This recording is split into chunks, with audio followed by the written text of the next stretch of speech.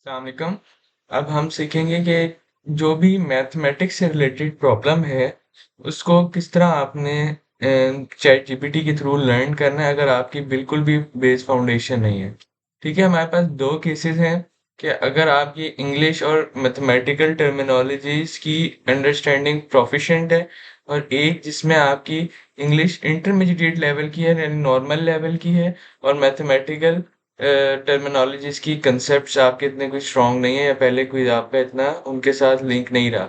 तो हम दूसरे केस के साथ चलेंगे जिसमें आपको मैथमेटिकल टर्मिनोलॉजीज भी इतनी क्लियर नहीं है, ठीक है, और आपको जो इंग्लिश में जो कॉम्प्लेक्स टर्मिनोलॉजीज होती हैं वो भी इतना एक्सपीरियंस नहीं है आप उसके अंदर।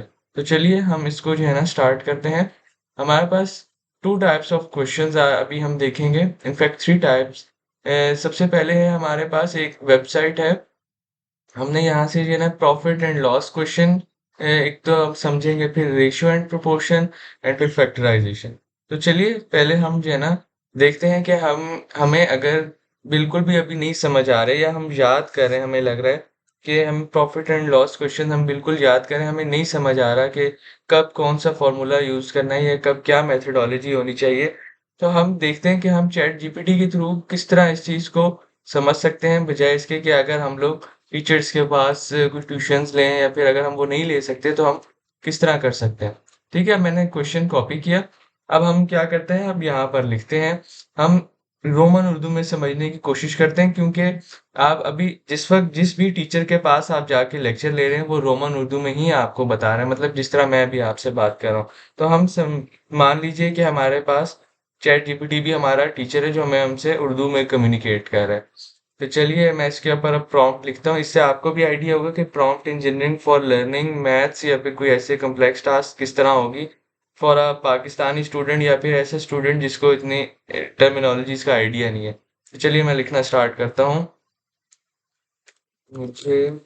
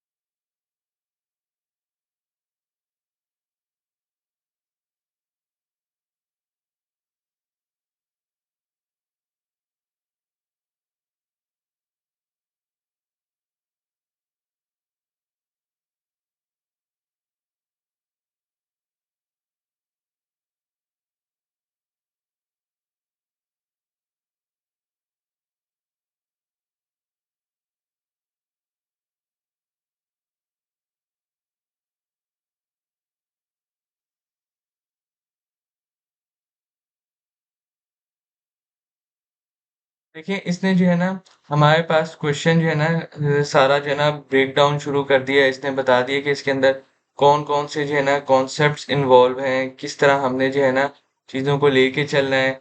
इसने जो है ना विद और भी कुछ जो है ना एग्जांपल्स दिए हैं कि किस तरह करना है। ठीक है, ये आई थिंक इसके फॉर्मूला में कुछ थोड़ा सा जो है ना इशू आया है। मैं एक मिनट इसको रिफ्रेश कर लेता हूँ। जी, तो देखिए अब इसने जो है ना स्टेप बाय स्टेप सॉल्यूशन हमें समझाया है। अब इसने हाइलाइट किया है कि कौन-कौन सी चीज़ें हमें समझने वाली हैं। ठीक है ना? प्रॉफिट परसेंटेज, ठीक है, कि कितना परसेंट मुनाफ़ा होगा आपको। उसके अंदर जो इन्वॉल्व्ड स्टेप्स हैं, अब मैं जल्दी-जल्दी से पढ़ूँगा ताकि आपको आइडिया मैं मज़ीद दे सकूँ। ठीक है ना? जब किसी चीज़ की प्राइस, ठीक है ना, खरीदी जाए और फिर ज़्यादा प्राइस में बेची जाए तो फिर बेचने वाले को फ़ायदा होता है, उसे प्रॉफिट कहते हैं। ठीक है ना? ठीक है, ये सबको ही पता है ये बात, लेकिन स्टिल इसने पहले बताया आपको बिल्कुल जो है ना ज़ीरो से समझाना शुरू किया, आपकी ज़ीरो से फाउंडेशन बिल्ड करनी शुरू की है। ठीक है? प्रॉफ़िट का फ़ॉर्मूला इसने बताया है। ठीक है ना? अगर प्रॉफ़िट की परसेंटेज फाइंड करनी हो तो उसका फ़ॉर्मूला बताया। ठीक है ना? चेन सेलिंग, इसके अंदर एक जो है ना कॉन्सेप्ट है। अब चेन सेलिंग क्या चीज़ है? एक दूसरे को बेचना। यहाँ अरुण ने पहले ऑब्जेक्ट खरीदा, फिर बेनी को बेचा 15% प्रॉफिट पे, फिर बेनी ने चंदन को बेचा 10% प्रॉफिट में। हमें अरुण की कॉस्ट प्राइस फाइंड करनी है। तो देखिए अब आपको चेन सेलिंग का कॉन्सेप्ट इसने क्लियर किया, ठीक है ना। अब गिवन डाटा जो हमारे पास है उसको इसने ब्रेक डाउन किया। इसने जो ऊपर मेंशन फॉर्मूलाज थे उसके अंदर जो है ना वैल्यूज प्लेस की। अब ये आपको जो है ना सब चीजों को ब्रेक डाउन करके एक टीचर की तरह समझा रहा है, जिस तरह अभी मैं भी थोड़ा बहुत आपको समझा रहा हूँ। ठीक हो गया। तो ये आपको इसने जो है ना सोल्यूशन किया। चेन भी इसने चेन प्राइस भी जो है ना आई थिंक काउंट कर लिए। जी बिल्कुल। कि यहाँ पर जो है ना ये इसकी जो है ना ओरिजिनल प्राइस थी जिस पे इसने परचेज किया। तो मजीद जो है ना इसने कॉन्सेप्ट्स को जो है ना आगे एलेबोरेट किया, जिस तरह हमने इसको प्रॉम्प्ट कहा था कि सोचो तुम एक बर्गर 100 का खरीदते हो और उसे 120 का बेचते हो, ठीक है। तुम्हारा प्रॉफिट ये हुआ, तो प्रॉफिट परसेंटेज ये हुई। और अगर कोई 15 या 10% का कोई खरीदे तो उसका फिर आगे क्या होगा, वो उसने आपको एक और एग्जांपल से समझाया। तो इस तरह आप जनरलाइज्ड वे के अंदर जो है ना चीजें सीख सकते हैं। रादर अभी जिस तरह है कि कीज में से क्वेश्चंस पे क्वेश्चंस आप कर रहे हैं, जी अब आप इस तरह कर सकते हैं कि मुझे मजीद कॉम्प्लेक्स क्वेश्चन समझाएं।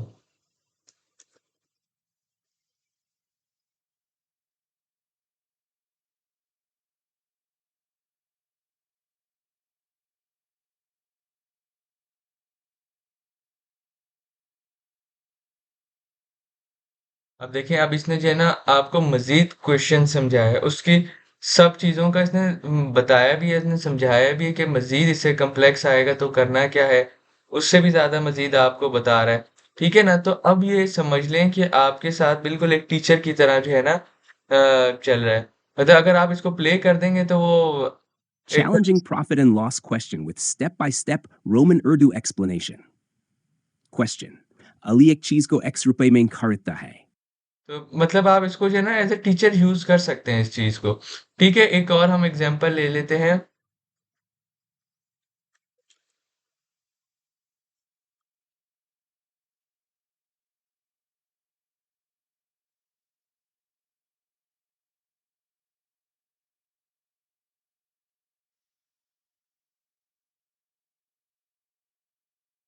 ठीक है, अब इसमें जो है ना इसने बताया है कि इस क्वेश्चन में मीन प्रोपोर्शनल का कॉन्सेप्ट यूज हो रहा है।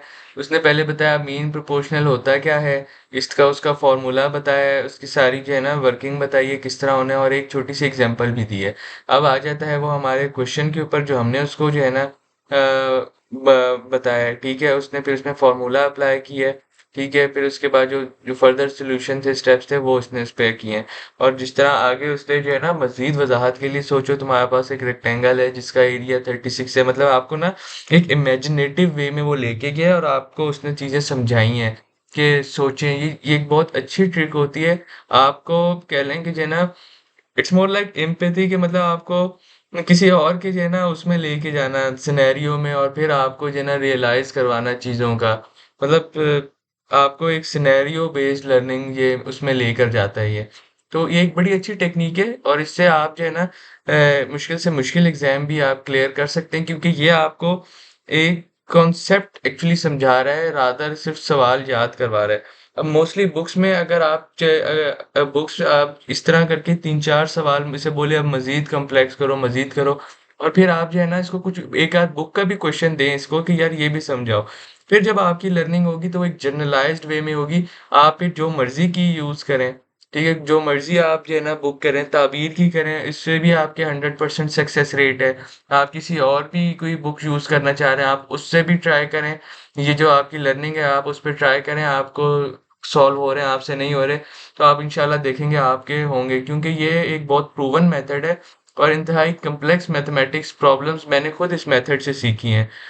जो मशीन लर्निंग के अंदर होती है उसमें बहुत कम्प्लेक्स मेथडोलॉजीज होती हैं तो कुछ भी नहीं है। तो इस मेथड से मुश्किल एमआईटी के भी जो है ना एग्जाम्स आप क्लियर कर सकते हैं, अगर आप इस तरह से सीखना चाहते हैं, अगर आपको कॉम्प्लेक्स टर्मिनोलॉजी डायरेक्ट नहीं समझ आ रही। ठीक है। तो ये एक छोटा सा डेमो था, होपफुली यू लाइक। और इंशाल्लाह अगर मज़ीद आपको हेल्प चाहिए हुई तो मैं आपको इसमें आप लोगों को मज़ीद इसमें गाइड कर दूंगा। Thank you.